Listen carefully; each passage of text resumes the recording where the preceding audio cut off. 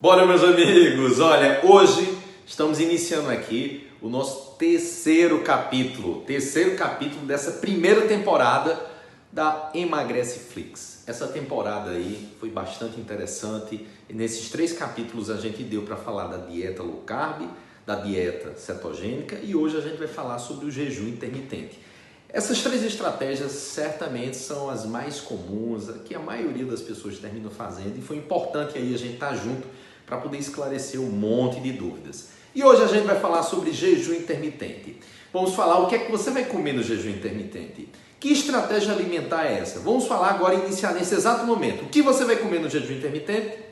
Nesse exato momento nós estamos acabando o nosso vídeo, porque não tem o que comer. Ou seja, jejum é jejum, não tem mistério, é uma prática milenar. O nome já está dizendo, jejum. Então você é uma prática barata, é uma prática que qualquer pessoa em geral pode fazer, desde que não tenha comorbidades, algumas doenças específicas, diabetes, hipertensão e tudo mais, tem que ter um controle, tem que ser acompanhado por um profissional, mas desde que você não tenha esse problema, você pode sim estar realizando essa prática, que não é uma estratégia alimentar, é justamente o contrário, é uma estratégia não alimentar. E aí o que é que eu vou dizer para vocês? Quais são os benefícios de você fazer jejum? Que tipos de jejum estão existindo? Como você pode fazer? O que é que você deve comer para quebrar o tal jejum? Ter os benefícios ao longo do dia aí quando você estiver se alimentando. Primeiro é você entender, se você está fazendo a estratégia do jejum intermitente, esse jejum intermitente você pode parar de comer, pode ser de manhã, tarde, noite, o importante é a quantidade de horas. O mais comum é a gente utilizar o sono a nosso favor, já que a gente vai estar dormindo, então facilita esse processo aí da gente poder não estar se alimentando. Então existem em geral os jejuns de 16 horas, 18 horas, 24 horas e há outros tipos também. Esses 3 são os mais comuns. Em geral a gente termina, eu particularmente na minha prática, fazendo e orientando os pacientes. O 16 é eventualmente 18 horas, mas 16 horas já é bem interessante.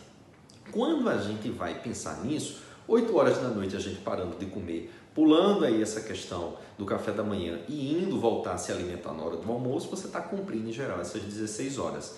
A partir dessa situação, você diz assim, tá bom, mas o que termina acontecendo no meu corpo? Semelhante lá à dieta cetogênica. Então, o que eu vou falar aqui, se você tiver dúvida em relação aos termos técnicos, dá uma olhada no capítulo anterior aí do Emagrece Flix, que é sobre dieta cetogênica, e eu vou explicando bem direitinho o que é um corpo cetônico. Porque durante o período de jejum a gente também tem a produção aí de corpos cetônicos, também é o estímulo aí, né, do glucagon para que a gente possa quebrar a gordura através da lipase, hormônio sensível, e a gente vai ter essa produção dos corpos cetônicos para ser o combustível nosso de energia, para precisar menos ainda do açúcar. Só que isso como um todo no jejum termina trazendo também outros benefícios. Nós terminamos ativando alguns genes, como o gene das sirtuínas, que tem a ver com longevidade e emagrecimento. Os genes também como o PGC1-alfa, que também ajuda no processo aí de emagrecimento. Mas boa parte das pessoas não sabe que o jejum intermitente, quando feito de forma adequada, pode melhorar o sono, porque você termina liberando uma quantidade maior de melatonina, de um outro neurotransmissor chamado GABA. E outra, ajuda a compulsão alimentar. Repetindo. Ajuda a compulsão alimentar. Por que eu estou dizendo isso? Porque boa parte das pessoas já pensa o contrário. Ah, vou fazer jejum, como é que eu sou muito compulsiva justamente. Aumentando o GABA, que termina dando um pouco mais de tranquilidade, você depois de um tempo, obviamente primeiro, segundo, terceiro dia pode ser mais complicado, mas depois você quer estar adaptando, você se adaptando melhor a essa prática que você estiver fazendo, você vai começar a dormir melhor. É o que meus pacientes, boa parte das vezes, quando fazem protocolo de emagrecimento comigo, começam a dizer: essa dieta tem alguma coisa para dormir? Aí eu digo, não, a estratégia ela é feita para mudar o teu metabolismo, para que você possa ter um sono mais reparador. Tendo um sono mais reparador, você vai ter um ajuste melhor aí de hormônios como testosterona, melatonina, GH, que vai ajudar mais a emagrecer, aumentar a massa muscular e ter mais saúde, além de mais energia durante o dia seguinte. Então, jejum é jejum. Quando a gente vai pensar o que é que a gente pode fazer em relação ao momento que a gente vai quebrar esse jejum, aí é onde está a situação. E aí, mais uma vez, utilizando termos relacionados aos capítulos anteriores, a gente precisa quebrar esse jejum com alimentos que tenham carga glicêmica baixa.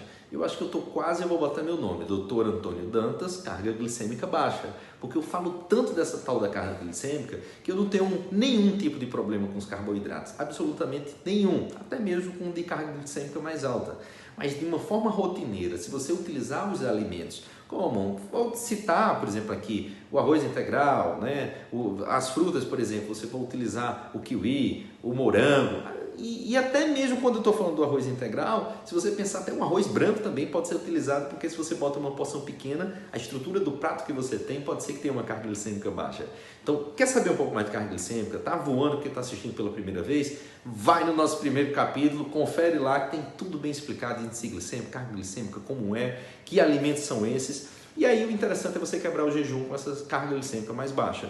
E durante o período que você estiver se alimentando, você não compensar o período que está em jejum, porque tem pessoas que fazem jejum intermitente, comem de tudo quando estão se alimentando, está tapando o sol com a peneira. Então, você fazer alimentos, né, fazer a ingesta de alimentos que tem essa carga glicêmica mais baixa, juntamente de gorduras boas também, isso termina facilitando com que você tenha os benefícios daquele período de jejum prorrogado por mais tempo. Então, é muito comum eu poder utilizar alguns tipos de alguns óleos, como o óleo de abacate, o óleo de gergelim, o óleo de semente de abóbora.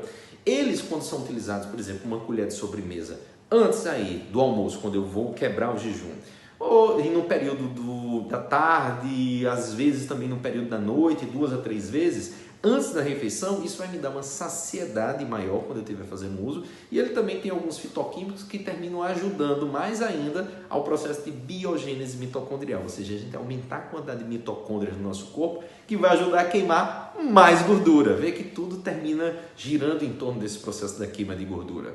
Quando eu vou utilizar também alguns tipos de chás, alguns extratos, como o extrato de chá verde, o de açafrão também, a gente começa a perceber que eu posso utilizar outros fitoquímicos que vão também proporcionar uma melhoria ainda do aumento aí dessas mitocôndrias, a antioxidação, uma anti-inflamação, porque o processo da estratégia do jejum intermitente, algumas pessoas podem não saber, mas eu utilizo muito para a questão de compulsão, eu utilizo muito para a questão do emagrecimento, utilizo também bastante para melhorar a qualidade do sono. E outra, essa aí é uma indicação clara. Se você tem uma doença autoimune, artrite reumatoide, lúpus, qualquer que seja dermatites relacionadas, você vai melhorar muito utilizando aí a prática do jejum intermitente, porque o jejum intermitente ele diminui as questões inflamatórias e de dor. Então, para uma pessoa que tem muita dor, você fazer uma prática de jejum intermitente 2 vezes por semana, vamos botar aqui uma média, você termina ajudando aí a melhorar as dores, desde que no período alimentar você tenha uma alimentação anti-inflamatória, tá?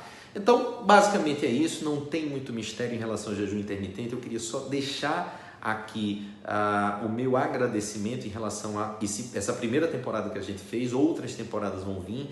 Gostaria também que vocês pudessem colaborar, colocar temas que vocês gostariam que a gente viesse a detalhar de forma clara, sem estar rodeando muito e quando utilizando os termos técnicos, explicando como é que a coisa termina funcionando, para que você coloque em prática e você possa ter os benefícios aí de ter emagrecimento e longevidade, tá? Qualquer dúvida que vocês tiverem, hoje aqui, estão assistindo nesse momento, coloca nos comentários, depois a gente responde tudinho o jejum intermitente, porque o geral é isso, mas às vezes na prática você diz o que é que eu faço, como é que eu posso fazer isso aqui, quebra, não quebra, porque quando a gente está pensando em alimentação, qualquer alimento que seja, um suplemento como creatina, glutamina, comida que seja durante o período de jejum, você está quebrando. Se você está utilizando alguns outros alimentos, importante isso que eu terminei não falando no momento inicial, como chá, como café sem açúcar e sem adoçante, você termina não quebrando aí esse processo de jejum, entendeu? Então, há essas situações que são permitidas. Até mesmo se você pegar um limão